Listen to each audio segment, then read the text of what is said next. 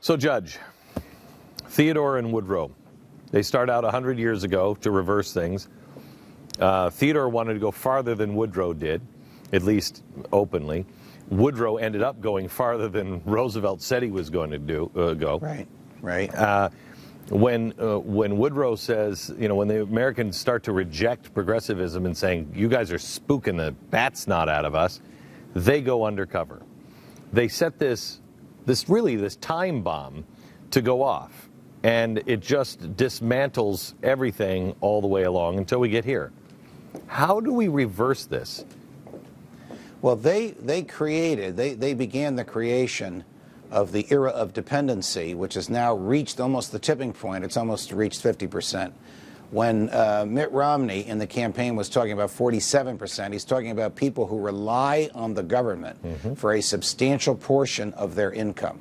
Some of them are very good people who paid into the government Social Security and Medicare. Some of them are people who can't work. Most of them, many of them, are people who don't work and won't work. Nevertheless, there is nearly half the country at the present state in history relying on money either extracted from the other half or borrowed in the name of the other half for their subsistence. None of this is authorized by the Constitution, but this will continue to perpetuate itself. Up till FDR, Republicans resisted this, but when they saw how this scheme worked, promise to give money, deliver on your promises, you'll get votes in return.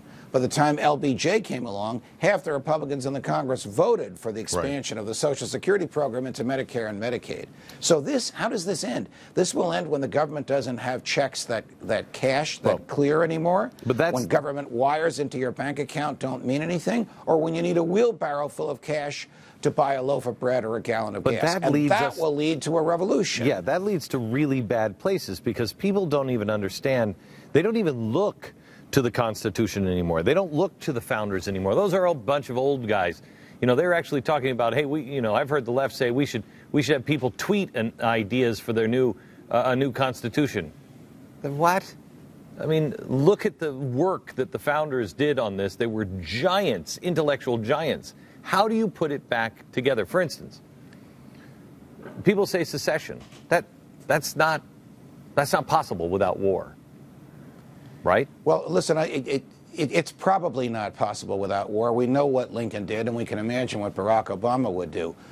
But Lincoln also said that with public sentiment, nothing can fail. Without it, nothing can succeed.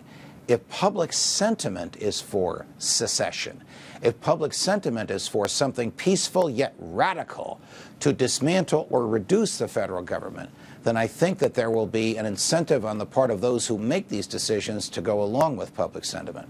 One interesting proposal about secession is not total secession, but partial secession. The United States of America would become a federation of about 10 smaller countries, the Northeast, the Southwest, etc.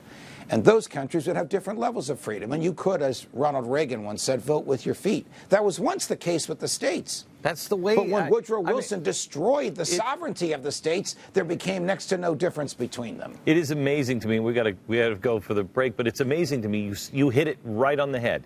This is the way it was before Theodore and Woodrow. This is the way it was. We're not voting for secession. We're voting for a restoration. We don't want to break away from the other states. We just want you do in your state what you want to do. Let us do in our state what we want to do. Leave us alone, Washington. Judge, thank you very much. Pleasure, Glenn. I hope to see you again soon. In Dallas next time. You got it. Judge Napolitano, and the book is Theodore and Woodrow. You want to educate yourself? This guy nails it. Theodore and Woodrow. Back in a minute.